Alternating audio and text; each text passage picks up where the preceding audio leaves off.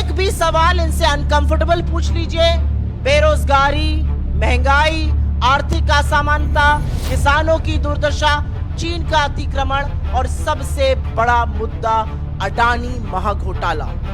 ये सरकार अब हर उस आवाज का दमन करने को तैयार है जो इस तरह के सवाल पूछेगा या तथ्यों को सामने लाएगा। अभी अभी बजट सेशन की समाप्ति हुई है और हिंदुस्तान की राजनीति में पहली बार, आजाद हिंदुस्तान के 75 साल की राजनीति में पहली बार सत्ता पक्ष ने सदन का अवरोध किया और सत्ता पक्ष ने सदन नहीं चलने दिया और एक संयुक्त विपक्ष ने एक स्वर में इस सरकार को घेरा और एक संयुक्त विपक्ष ने जेपीसी की अडानी महाघोटाले पर बात की।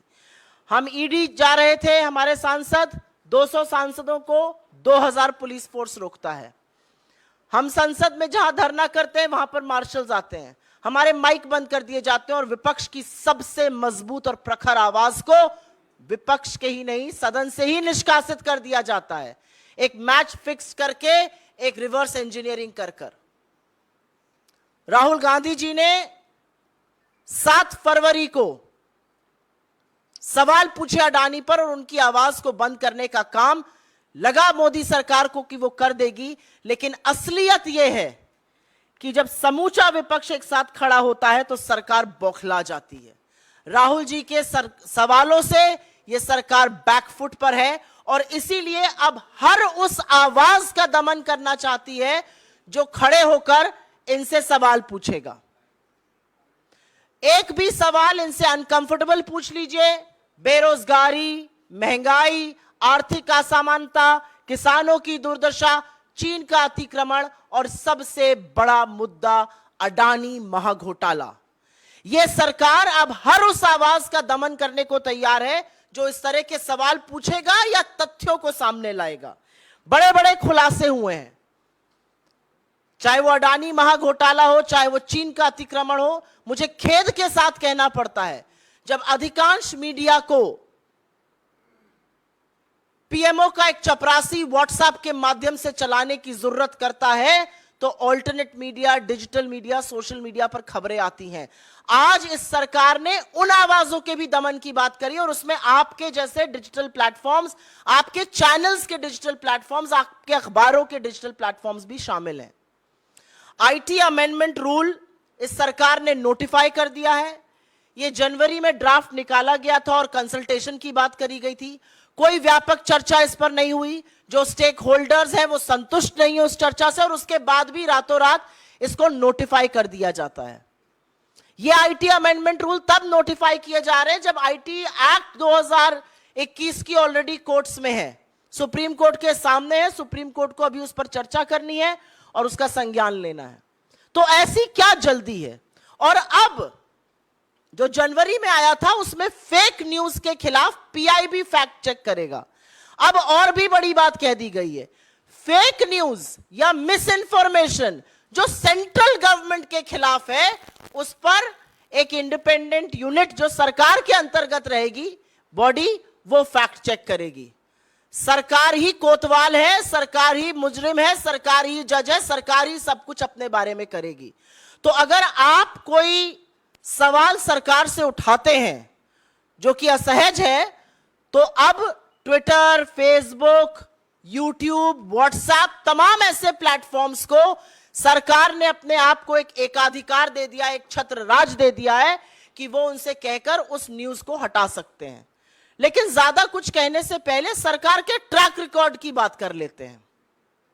आपको याद होगा 2019 में चुनाव के जस्ट पहले आप ही के एक साथी ने बहुत बड़ी एक स्टोरी लगाई थी कि हिंदुस्तान में बेरोजगारी 35 साल में सबसे ऊपर है।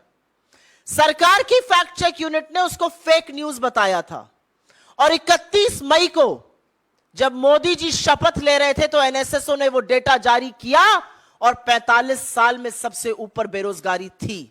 तो जिसको आप चुनाव के पहले फेक न्यूज बता रहे थे और उस डेटा को आपने एनएसएसओ को निकालने नहीं दिया, वो 3 महीने बाद डेटा भी सही था, खबर भी सही थी, सरकार को बचाने का काम खुद सरकार ने किया था फेक न्यूज कहकर।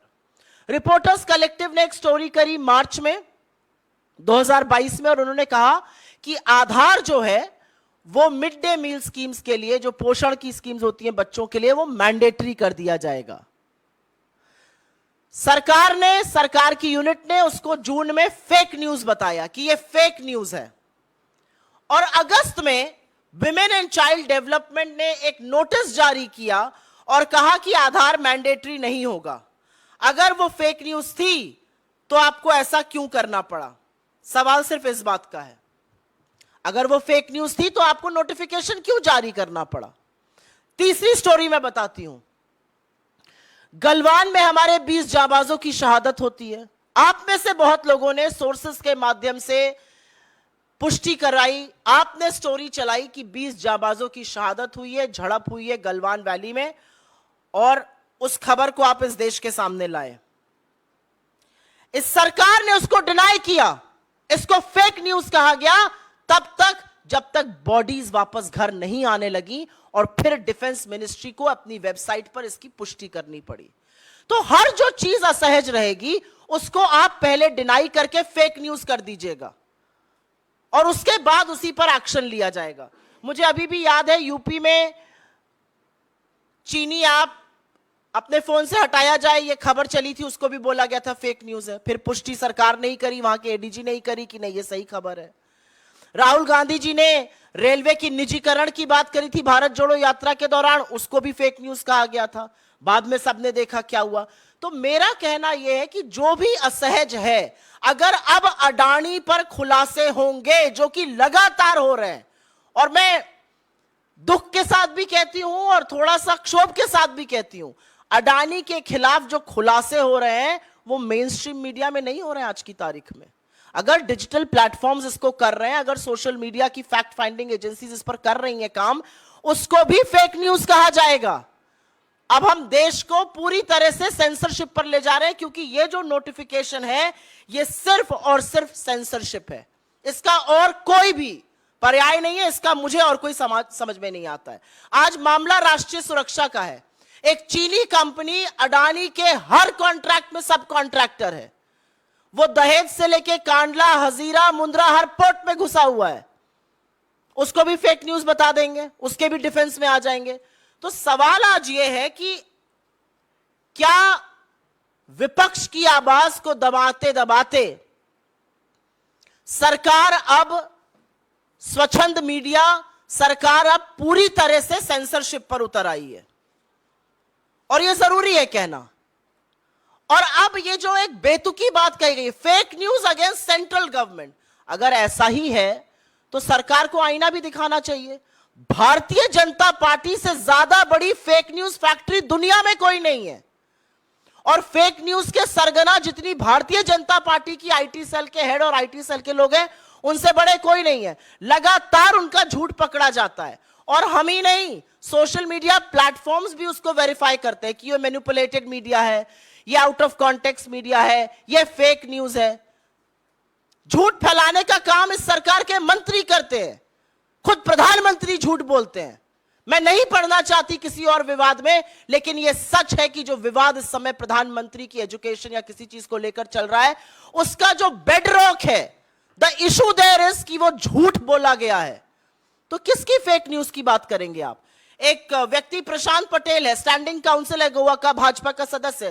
कल सुप्रीम कोर्ट ने उसको बोला कि आप लगातार फेक न्यूज फैलाते हैं, आप माफी मांगिए। इसके खिलाफ सरकार एक्ट करेगी। और ये जो रूल्स हैं, इनकी सबसे बड़ी खराबी ये है कि इसमें कोई भी जुडिशियल ओवरसाइट नहीं है। आपने प्लेटफॉर्म को बोल दिया, प्लेटफॉर्म को हटाना ही पड़ेगा। इसमें रेगुलेटरी मैकेनिज्म कोई नहीं है। और एक ये भी सच है कि डिजिटल प्लेटफॉर्म्स ने खुद से आगे बढ़कर एक सेल्फ रेगुलेटरी बॉडी बनाई है, जैसे कि प्रेस काउंसिल ऑफ इंडिया है, जैसे कि एनबीएसए है टीवी चैनल्स के लिए। ऐसी ही एक बॉडी उन्होंने भी बनाई है, self regulatory body. Self regulatory body बनाने की बात फैक्ट चेकर्स के लिए भी चल रही है। फैक्ट की आपको बड़ी चिंता है, लेकिन फैक्ट चेकर्स को जेल में डालना है। तो दिक्कत की बात यह है कि जब सरकार, एक हमारे शास्त्रों में कहा गया, निंदक नियरे राखिए। सरकार को ना निंदक पसंद है, ना निंदा पसंद है, ना स्पष्ट बात करने वाले पसंद हैं। आपको लगता है कि ये सारी चीजें करके आप विपक्ष को या इंडिपेंडेंट मीडिया को या असहज सवालों को दबा दीजिएगा, तो सच छुपाए नहीं छुपता है।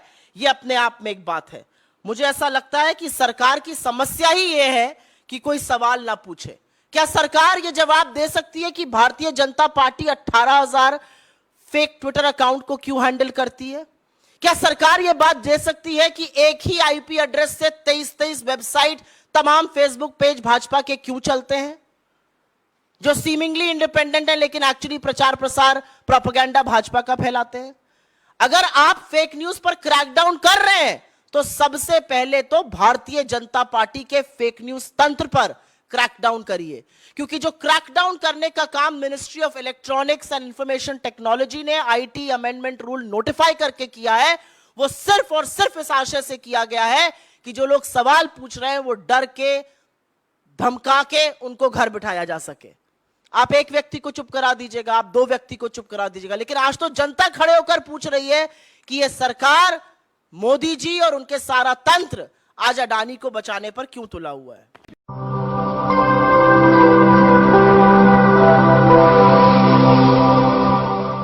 जन ज्वार जनता की मीडिया।